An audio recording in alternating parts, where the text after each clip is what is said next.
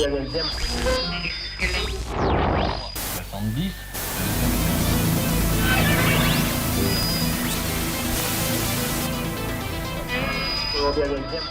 Nous voici une fois de plus réunis pour notre rendez-vous mensuel dédié à l'actualité du Commodore 64 qui, en ce mois d'avril, a été tout particulièrement remarquable. Enfilez une tenue décontractée, installez-vous dans votre confortable fauteuil. Vous pouvez même vous servir un petit drink que vous savourerez en regardant votre émission préférée. C'est bon ? Vous êtes installés ? Alors on peut y aller. Mesdames et messieurs, soyez les bienvenus dans les news du Commodore 64 16e édition.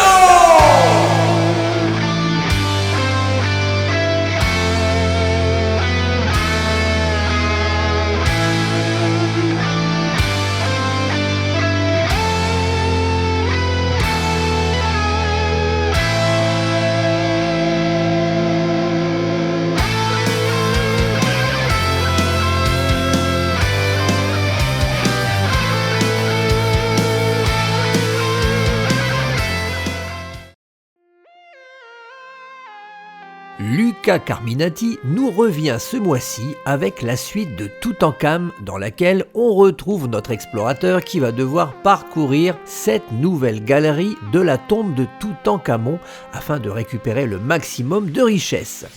Vous allez devoir aussi trouver une ou plusieurs clés qui vous permettront de déverrouiller certains passages et ainsi pouvoir atteindre la sortie pour accéder au niveau suivant. Mais tout n'est pas si simple, des bestioles en tout genre rôdent dans le labyrinthe. Vos seules armes, un tir bilatéral ainsi que quelques bombes en nombre limité. Vous devrez parfois emprunter des zones de téléportation pour disparaître et réapparaître à un autre endroit du niveau. Quand vous utiliserez ces portails, il vous faudra avant tout vérifier qu'une bestiole ne se trouve pas à l'endroit où vous réapparaîtrez, sinon ça sera la mort assurée. Et pour couronner le tout, vous avez un temps limité pour terminer les niveaux. Une fois ce temps écoulé, vous ne pourrez plus tirer. Vous gagnerez une vie quand vous franchirez les 30 000 points, puis une toutes les 80 000 points. Sauf si vous avez déjà atteint le maximum, c'est-à-dire 6 vies. Vous avez le choix entre 4 niveaux de difficulté, facile, normal, difficile et expert. Comme pour son prédécesseur, les graphismes sont très agréables, le personnage répond parfaitement aux commandes et se déplace assez rapidement. Encore un bon petit jeu sur lequel vous prendrez beaucoup de plaisir. Toutankhamon Return est disponible sur la page itch.io de Luca. Le lien vous attend quelque part dans le fond d'une galerie où les ténèbres et les grouillements d'insectes inquiétants vous attendent depuis la nuit des temps.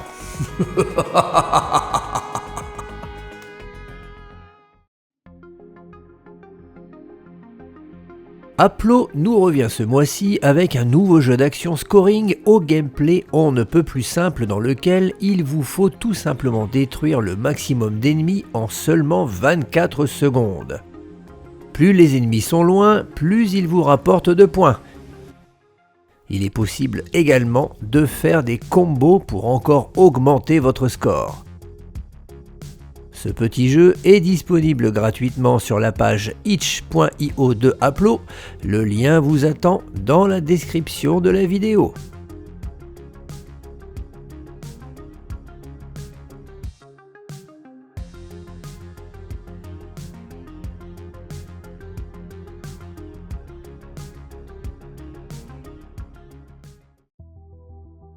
Dans ce jeu plutôt sympa et original, vous êtes un petit garçon prénommé Bobby qui s'est perdu dans un centre commercial et qui vient d'être retrouvé par sa maman. Ce petit garçon s'était sauvé pour chercher le nouveau jeu Gamebert qu'il a trop envie d'avoir. Sa maman, très fâchée, l'a disputé et l'a puni de console de jeu. Vous allez devoir vous mettre à la place du petit Bobby et essayer de tout faire pour vous racheter de vos bêtises sans en faire de nouvelles pour atteindre enfin votre Graal, le jeu qui vous fait tant rêver Gambert. Le jeu est une aventure interactive qui se joue scène par scène. Vous vous trouvez dans des situations et vous allez devoir prendre des décisions en choisissant parmi 3 propositions. Évidemment, certaines vous feront faire des catastrophes irrécupérables et la partie sera terminée. Si par contre, vous choisissez la bonne proposition, alors le jeu continue et ainsi de suite. Personnellement, j'adore ce genre de jeu. En plus, il y a beaucoup d'humour, ce qui le rend vraiment très sympa. C'est Logiker qui a fait ce jeu avec ses enfants. Son fils s'est occupé des graphismes Petsky, que je trouve vraiment réussis, et sa fille s'est occupée de l'histoire. J'imagine que Logiker doit être fier de ses enfants et je le comprends. J'ai un avis très positif sur Don't Punish Me. C'est un jeu vraiment fun et original. J'ai vraiment passé un bon moment à jouer avec ce jeu et j'avoue que ça change vraiment des autres jeux. Encore une fois, il n'est pas toujours nécessaire qu'un jeu soit techniquement ultra avancé pour qu'il soit fun à jouer. En tout cas, en voici un bel exemple. Merci donc à ce très sympathique papa Logiker et ses 2 enfants pour nous avoir fait un jeu comme Don't Punish Me. Le jeu est disponible gratuitement sur le site csdb.dk, mais si vous voulez y jouer directement depuis votre PC, vous pouvez aller sur la page itch.io de Matcha.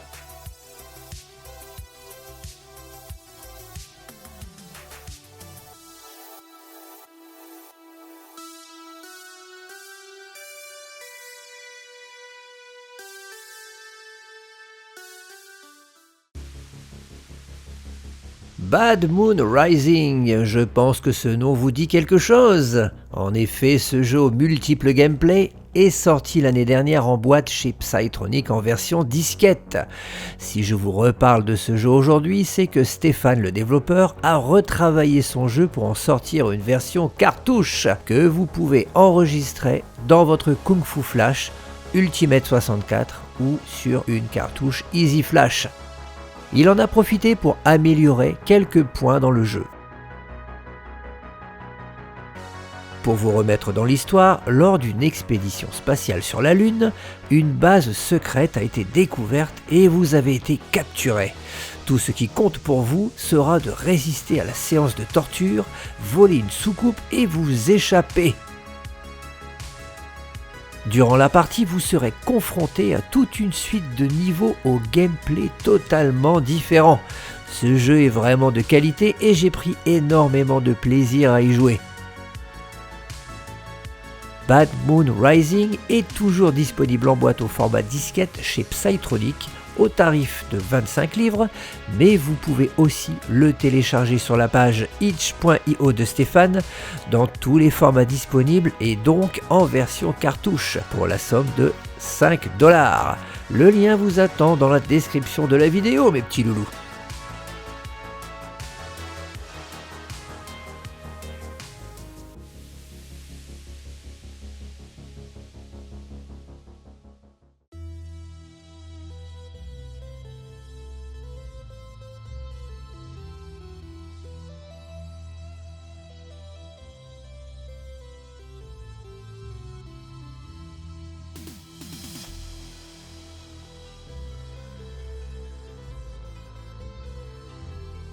En février dernier, rappelez-vous, je vous avais parlé d'un magnifique jeu d'aventure RPG développé par l'équipe de Pulsar du nom de Lycia The Lost Island. Dans cette aventure, nous incarnons Nora, une jeune fille de 16 ans qui va devoir partir à l'aventure dans un formidable voyage à travers 2 continents. Nathan's Journey est une petite aventure qui se passe à Ribolido, une toute petite île qui se trouve au sud-est de Ribola, dans laquelle nous incarnons Nathan, un des personnages secondaires de Lycia The Lost Island. Dans ce prologue, vous allez devoir pénétrer dans un temple mystérieux dans lequel il va se passer quelque chose de dramatique pour Nathan, mais je ne vous en dirai pas plus à ce sujet car je ne veux absolument pas vous spoiler le jeu. À vous donc de trouver l'entrée de ce temple et de réussir à ouvrir la porte.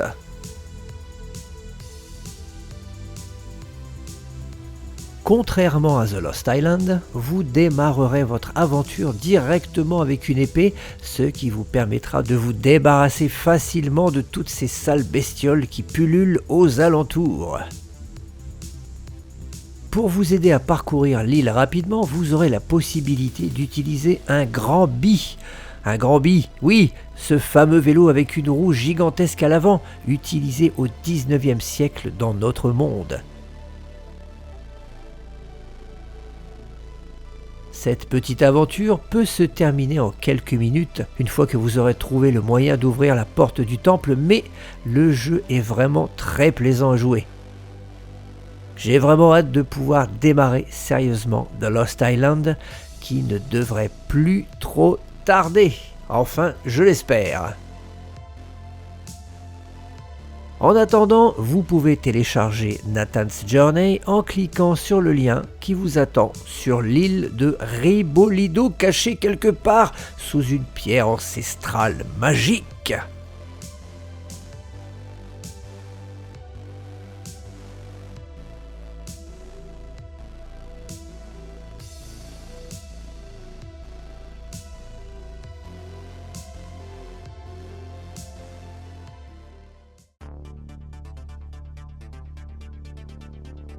Pix and Pox, c'est son nom d'artiste, a mis en ligne une vidéo sur YouTube montrant son travail sur un jeu expérimental qu'il a baptisé Happy Go Blocky, sur lequel il travaille depuis plusieurs années. Selon ses dires, ce jeu utilise des graphismes multicolores FLI Overlays. Alors ne me demandez pas ce que c'est, je n'en sais fichtrement rien. Si vous vous y connaissez en programmation C64, alors n'hésitez pas à nous expliquer ce que c'est dans les commentaires. En tout cas, quand on voit le résultat, on peut dire que c'est vraiment cool les graphismes multicolores FLI Overlays. Au début du développement, Pix and Pox avait rencontré des problèmes de multiplexeur qu'il a résolus et comme vous le voyez, les sprites à l'écran ne sont pas buggés et ne clignotent pas. Happy Go Blocky, comme vous pouvez le voir, est un très joli jeu de plateforme. Pour l'instant, je n'ai pas plus d'informations à vous donner sur le jeu en lui-même. Espérons que le développeur va continuer sur sa lancée et il nous donnera rapidement plus d'infos sur ce petit bijou.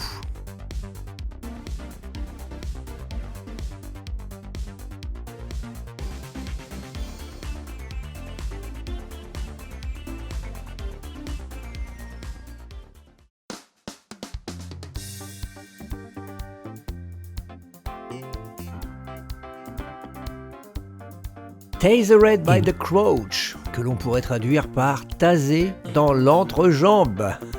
Ouais.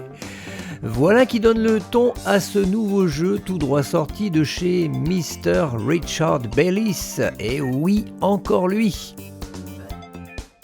Dans ce jeu, vous incarnez le chef superintendant Tracey Cisco, un commandant de la police qui a été envoyé dans la ville de Barclay par son supérieur pour commander une équipe de policiers hautement entraînés, équipés du tout dernier taser qui permet de pouvoir lancer la partie électrifiée et atteindre votre cible sur de longues distances. Dans cette ville, le crime est en pleine recrudescence. Les vols de banques et de bijouterie se sont multipliés. Les voleurs circulent dans la ville avec leur butin et vous allez devoir les neutraliser coûte que coûte. Mais attention de ne pas taser les innocents qui se baladent à proximité. Vous devrez faire attention aussi aux voleurs car de temps en temps, certains d'entre eux vous repèrent et vous balancent une bombe sur le coin de la tronche. Vous devrez tirer dessus pour éviter qu'elle ne vous atteigne, sinon vous devez vous passer momentanément d'un de vos hommes et vous perdrez également une vie. Vous passerez au niveau suivant une fois que vous aurez neutralisé votre quota de malfrats. Le jeu se termine si vous en avez laissé trop s'échapper ou si, bien évidemment, vous avez perdu toutes vos vies.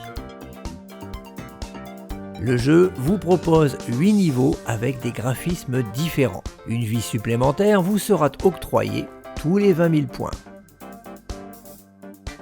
Le jeu est gratuit et disponible sur la page itch.io de Richard Bellis. Le lien vous attend dans la description de la vidéo. Mais attention au coup de taser que vous pourriez prendre entre les jambes.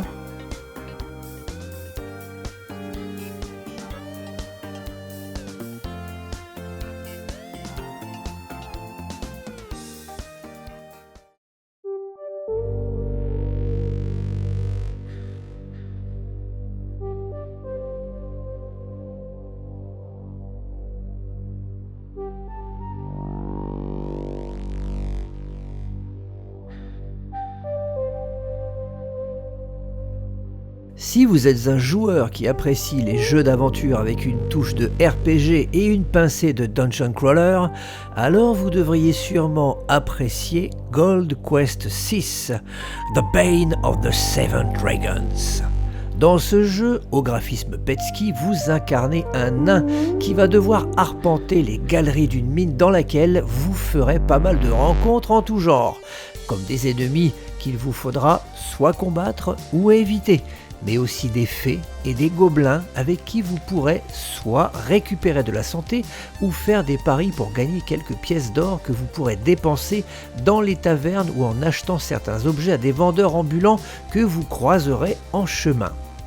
Le but de votre quête sera de retrouver Sledgy, le célèbre héros des nains qui a été capturé par Fulgor, le puissant chaman orc.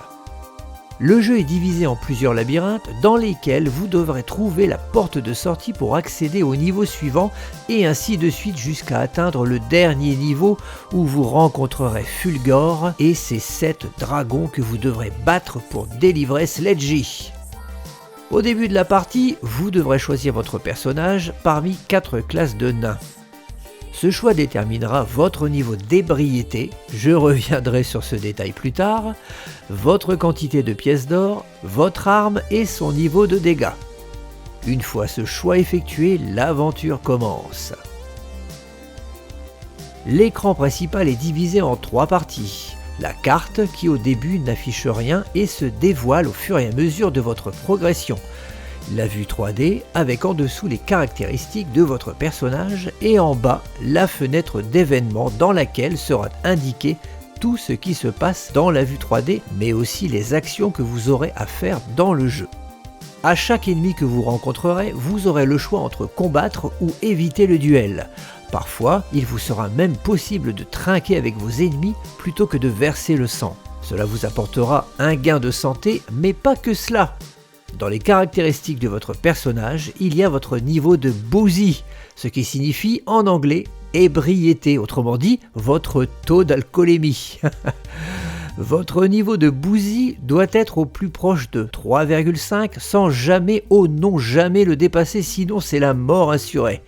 Et mourir étouffé par son vomi dans une flaque de pisse, il faut bien avouer que ce n'est pas très glorieux. Si vous arrivez à maîtriser ce paramètre plutôt original, alors vous pourrez gagner plus de combats, et oui, plus vous êtes bourré, mieux vous vous battez. N'hésitez donc pas à consommer les bouteilles de gin que vous trouverez par-ci par-là et de trinquer à la bière orque avec certains de vos ennemis. Sachez que lorsque vous aurez atteint le niveau 2 de Boozy, vous ne perdrez plus de santé en marchant. Ils sont vraiment fous ces développeurs. Vous pourrez acheter divers objets comme des gemmes de Jamet qui, lors des phases de duel, vous permettront de rendre vos ennemis plus ou moins amis, ce qui vous donnera la possibilité d'éviter le combat. La carte de Lynx vous sera aussi utile car elle révélera directement la totalité du niveau dès le début de la partie. Que vous dire d'autre sur Gold Quest VI, à part que c'est un jeu vraiment très sympa. Les personnages en Petsky sont bien représentés, l'ambiance est bien là, l'exploration des différents niveaux est intéressante, on ne s'ennuie pas du tout. Un dernier petit détail concernant la conception du jeu, il a été développé en BASIC, et oui, un jeu super jouable qui a été créé à partir du BASIC du Commodore 64. Alors certes, il a été compilé par la suite, mais quand même.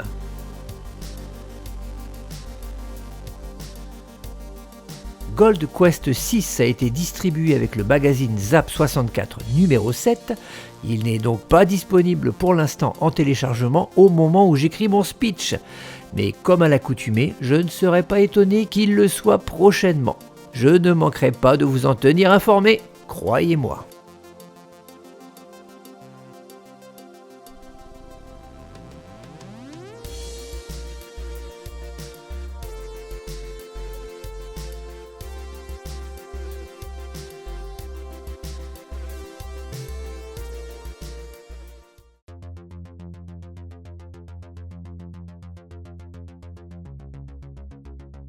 Je vous en avais parlé il y a bien longtemps, dans une galaxie lointaine, très lointaine, que Chris Stanley, avec l'équipe de Megastyle, avait démarré le développement d'un jeu basé sur l'histoire du 5e épisode de Star Wars, l'Empire contre-attaque.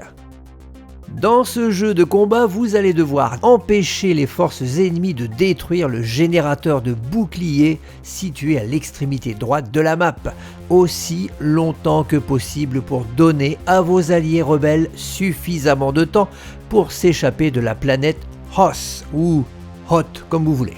À la fin de chaque étape, quand vous aurez éliminé tous vos ennemis, vous pourrez apercevoir le vaisseau de transport rebelle survoler la planète en toute sécurité. Ce jeu, comme vous avez pu le remarquer, je sais que vous êtes de fins observateurs, est une adaptation de la version originale de l'Atari 2600. Il y a bien eu un jeu Star Wars l'Empire contre-attaque de sortie sur C64, mais celui-ci n'avait rien à voir avec la version d'origine de la console.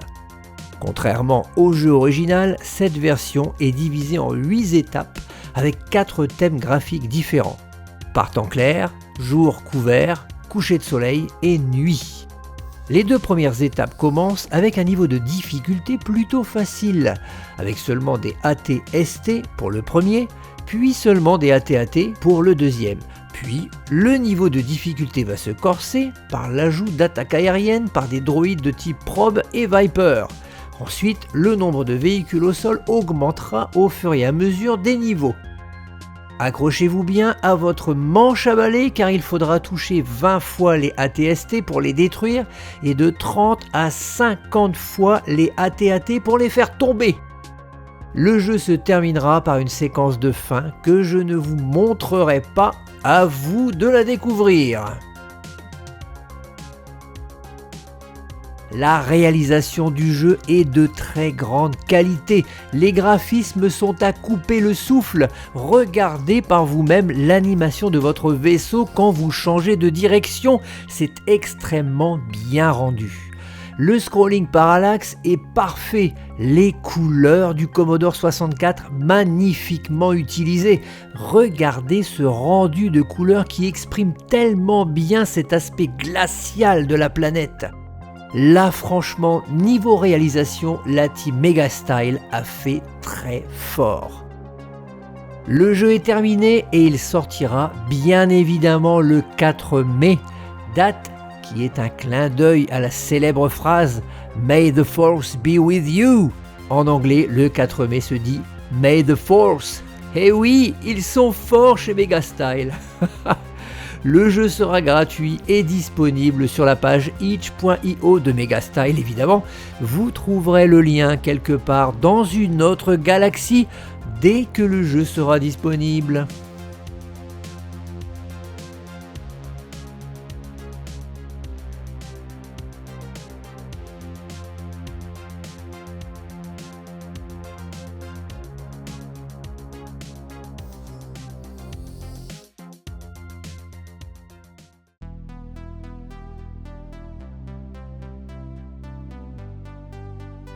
Encore un jeu dont je vous avais parlé il y a quelques temps. Si je reviens sur Nixie the Glad Sprite, c'est que depuis quelques jours, vous pouvez l'obtenir en téléchargement gratuit sur la page itch.io de Bubblesoft Games. Ce jeu de plateforme, tout droit venu du catalogue du ZX Spectrum, est une véritable réussite. Les graphismes sont agréables et les animations de qualité. Le personnage répond parfaitement aux commandes du joystick, les niveaux sont grands et il y a assez de respawn pour ne pas devoir recommencer de longues portions de jeu à chaque fois que l'on meurt.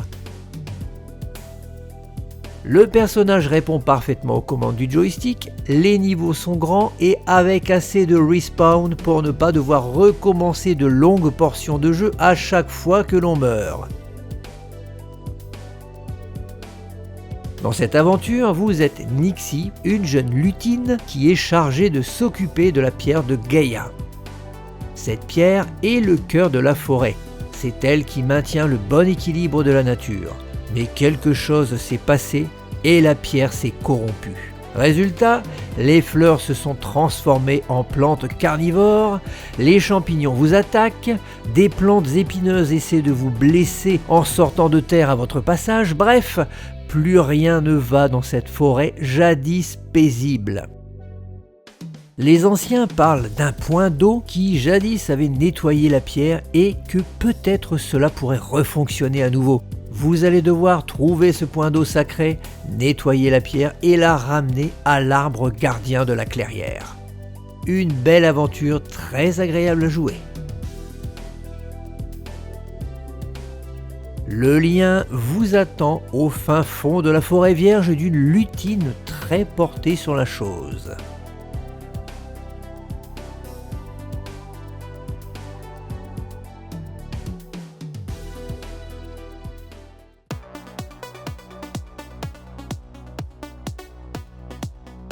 We Are Stardust est un jeu qui était inclus dans les versions physiques de l'album de Lukash du même nom. Au départ, ce jeu n'était disponible officiellement qu'avec cet album, mais depuis quelques jours, vous pouvez directement le télécharger sur la page itch.io de Megastyle.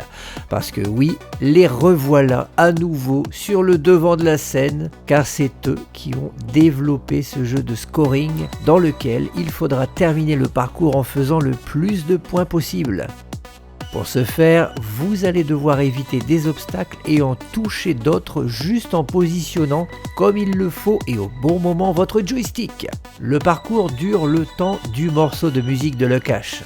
Les couleurs sont très bien utilisées, elles font très années 80, ce qui n'est pas pour me déplaire. Le scrolling est hyper fluide, ne vous fiez pas à la capture de la vidéo qui massacre les scrollings lors de l'enregistrement. L'animation du personnage est très réaliste, quant à la musique, eh bien c'est du Lukash, donc c'est évidemment que du bonheur.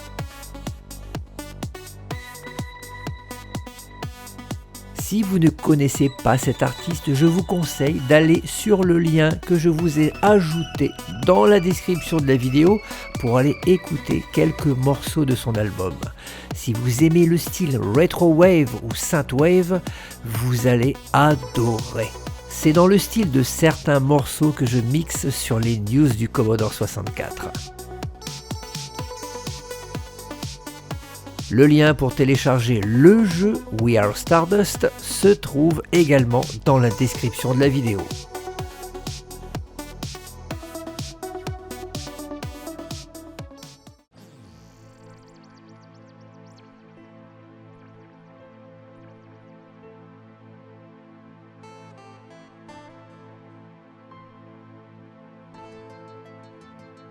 Pour tout vous dire, Quad Init Exit 2O est le grand frère d'une version plus petite qui tenait dans seulement 16 kilooctets et qui est sortie en 2016 sous le nom de Quad Init Exit 2M et qui était une suite de Quad Init Exit.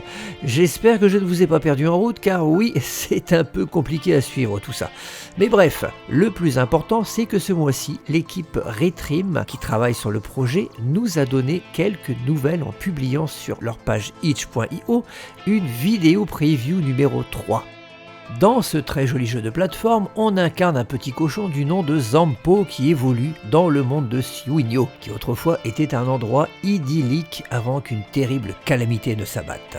Les forces du mal ont été repoussées de la planète Terre et sur le chemin du retour, ils ont trouvé Suigno.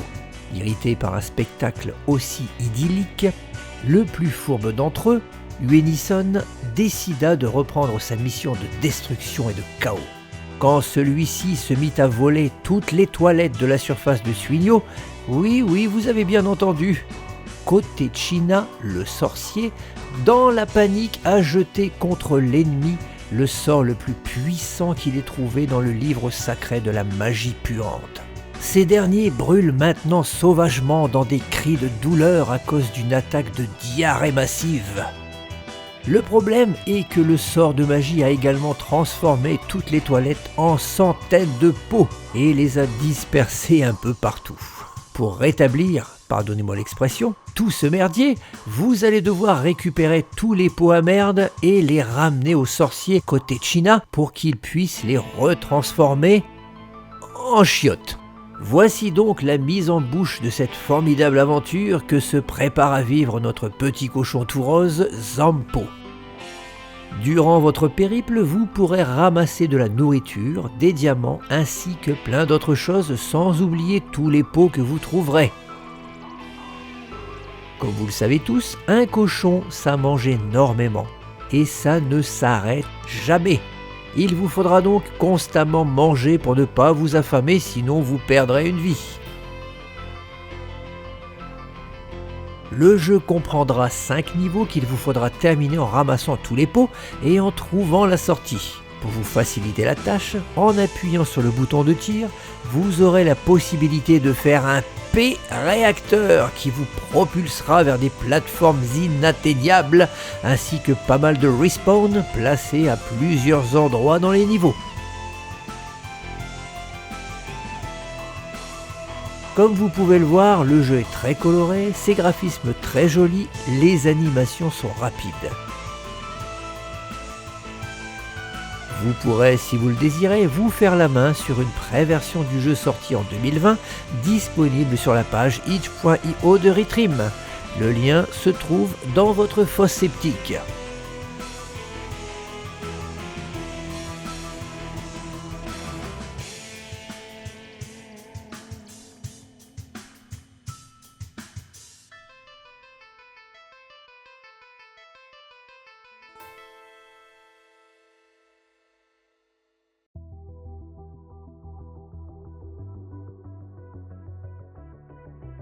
Voici un jeu reprenant un gameplay vieux comme le monde. Il faut monter, toujours monter. Le problème, c'est qu'il y a des fantômes qui se baladent sur les plateformes. Parfois, vous pourrez bloquer leur progression en sautant sous les blocs pour les remonter. Une fois arrivé en haut de l'échelle la plus haute, vous passerez au niveau suivant. Je ne sais pas combien de niveaux ce jeu comporte, mais la difficulté est plutôt bien dosée et augmente légèrement de niveau en niveau sans transformer le jeu en parcours irréalisable. Le jeu est assez rudimentaire, mais quand même prenant. L'animation des sprites est vraiment très fluide comparée aux versions sur les autres ordinateurs 8 bits. Enfin, je me comprends. Le jeu est gratuit et disponible sur le site csdb.dk. Le lien vous attend en haut de l'échelle qui mène à la description de la vidéo.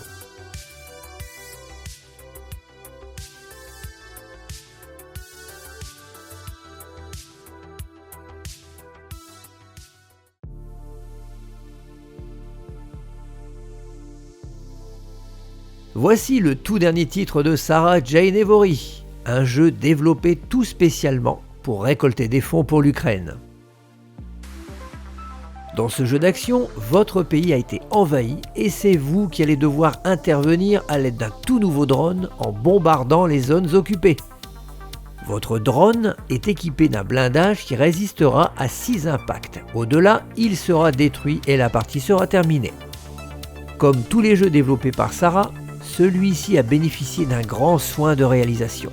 Les animations sont super fluides et on reconnaît dès les premières secondes son style musical avec une sonorité que l'on a l'habitude d'entendre quand on joue souvent aux jeux de cette très talentueuse développeuse. Strike Bike se déroule en 4 niveaux avec entre chacun d'eux un niveau bonus dans lequel il vous faudra aider des petits chats sans défense, perdus en leur larguant de la nourriture, mais comme c'est mignon. Des bonus de points vous seront octroyés quand un des fermiers du coin pourra venir récupérer quelques pièces détachées de certains véhicules que vous aurez détruits. De temps en temps, vous pourrez attraper des bonus de ravitaillement qui vous permettront de remplir votre stock de munitions, mais si vous vous retrouvez à vide, pas d'inquiétude, au bout d'un moment, un largage par parachute vous sera envoyé. Vous y trouverez aussi des réparations de blindage. Lorsque vous bombardez vos ennemis au sol, parfois, vous remarquerez que la tourelle d'un char volera dans les airs. Si jamais elle retombe sur un autre véhicule, vous aurez un bonus de points. Une fois le niveau terminé, votre drone sera remis en état pour continuer la partie. Le jeu est disponible pour 3,99$ sur la page itch.io de Sarah Jane Evory. Vous le savez déjà, hein? Ben oui, le lien est dans la description de la vidéo.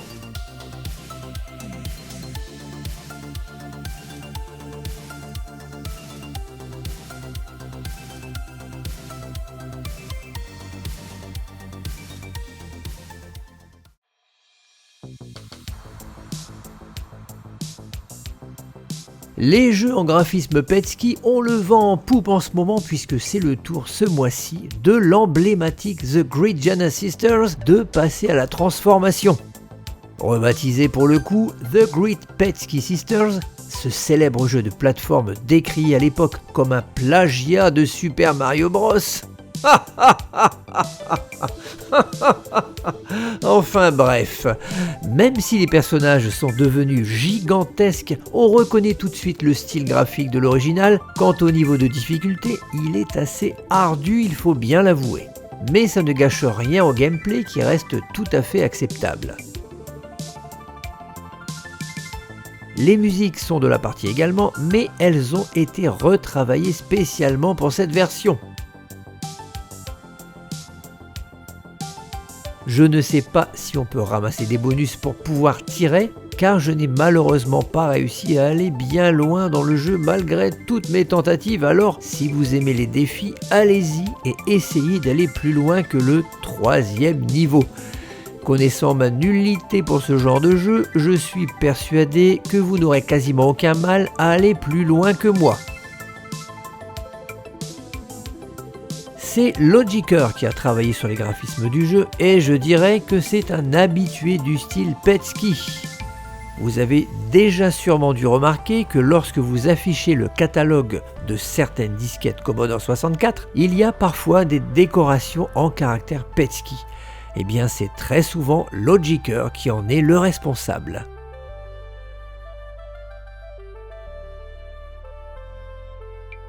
Le jeu est disponible sur le site csdb.dk, le lien est disponible dans la description de la vidéo.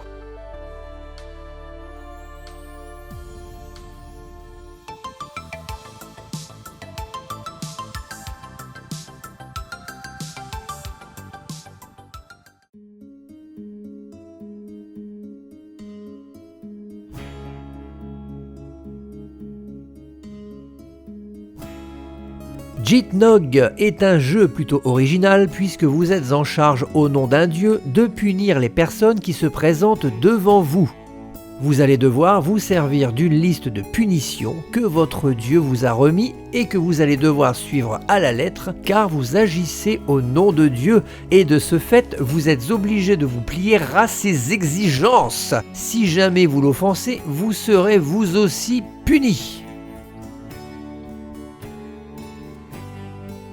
Les personnes défilent devant vous et en fonction de ce qu'elles vous racontent, vous devez leur infliger une punition en vous référant aux 10 règles gravées dans la pierre. Vous avez le choix entre des coups de fouet, le pilori ou une simple amende. Pour chacune des punitions, vous pouvez choisir l'intensité. Je dois vous avouer que j'ai beaucoup fait de parties sans vraiment comprendre comment trouver la bonne punition. J'ai pourtant bien lu les 10 règles et même quand je choisissais la bonne punition indiquée, cela ne fonctionnait pas. Il y a sûrement quelque chose qui m'échappe. En tout cas, si vous avez trouvé comment ce jeu fonctionne, n'hésitez pas à l'indiquer dans les commentaires de la vidéo. Le jeu a été programmé en seulement 48 heures lors d'une Game Jam qui a eu lieu du 22 au 24 avril 2022. vous pourrez le télécharger gratuitement sur la page itch.io de son développeur Fraudwin.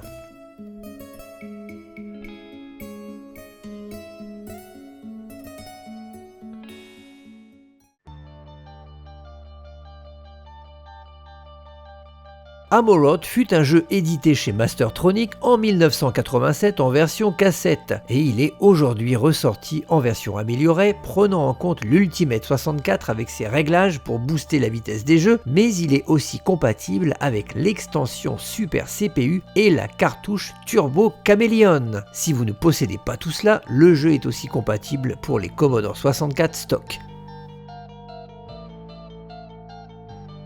Amoroth est sorti à l'époque, entre autres, sur ZX Spectrum, Atari 8-bit, Amstrad et MSX. Mais la version C64 était un jeu différent, basé certes sur le concept d'Amoroth, mais n'utilisant pas la vue isométrique. Les graphismes ont été modifiés et améliorés pour reprendre le style graphique en 3D isométrique de la meilleure version sortie à l'époque, c'est-à-dire la version ZX Spectrum. L'équipe d'Elysium, qui a développé cette toute nouvelle version du jeu, a aussi amélioré la bande-son qui était signée par David Whittaker et qui était déjà très réussie. Le synopsis du jeu vous emmène dans la cité d'Amoroth qui a été envahie par d'énormes insectes agressifs qui ont détruit des colonies dans chacun des 25 secteurs de la ville. Évidemment, comme vous avez toujours la mauvaise habitude de vous trouver au mauvais endroit au mauvais moment, vous avez été désigné d'office pour nettoyer la cité de toutes ces vermines. Dans ce jeu, vous pilotez un Arachnus 4. Alors vous avez vraiment du bol, parce que l'Arachnus 4, c'est une machine de combat blindée qui se déplace sur 4 pattes, mes petits loulous. Au début de la partie, vous devez choisir sur une carte le secteur dans lequel vous souhaitez jouer. Une fois votre choix effectué, votre mission sera donc de tuer tous les insectes que vous rencontrerez, trouver leur reine à l'aide de votre scanner et la tuer en envoyant une super bombe sur sa tronche. Pour niquer les insectes, vous ne pourrez tirer qu'une seule bombe rebondissante à la fois, donc si vous ratez votre cible, vous devrez attendre que la bombe explose avant de pouvoir en relancer une à nouveau. J'ai personnellement beaucoup de mal à jouer aux jeux en 3D ISO. Je ne sais pas pourquoi, mais j'ai la fâcheuse tendance à rester bloqué à certains endroits sans vraiment comprendre pourquoi. Le développement a été très soigné et ça se ressent lorsqu'on y joue. Si vous êtes adepte des jeux au graphisme 3D ISO, alors ce jeu est fait pour vous.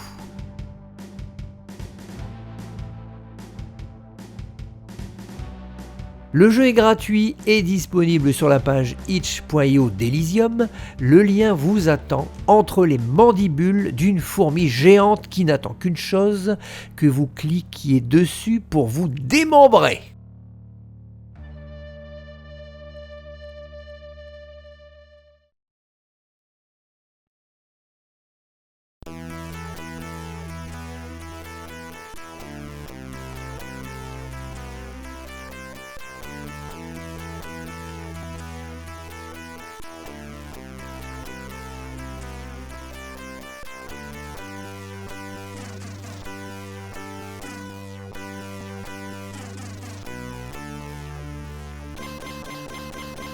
Avez-vous reconnu cette musique? Est-ce que ça vous rappelle quelque chose? Est-ce que si je vous dis la Fondation Phoenix, ça ne vous rappelle toujours rien? Et là, si je vous dis Richard Dean Anderson, mais oui! Et si je vous dis MacGyver, la célèbre série des années 80? Un jeu MacGyver sur Commodore 64. Waouh! Ce que je vous montre là, c'est un teaser qui a été mis en ligne par Vector 5 Games le 12 avril 2022. Vector 5 Games, c'est à ce développeur que l'on doit Santa's Workout et Jump Out, deux jeux dont je vous avais parlé l'année dernière dans les news.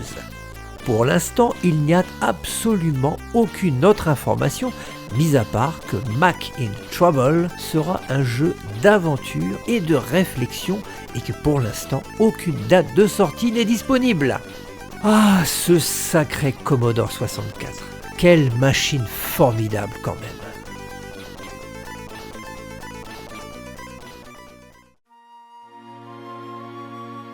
Et voilà, c'est déjà fini.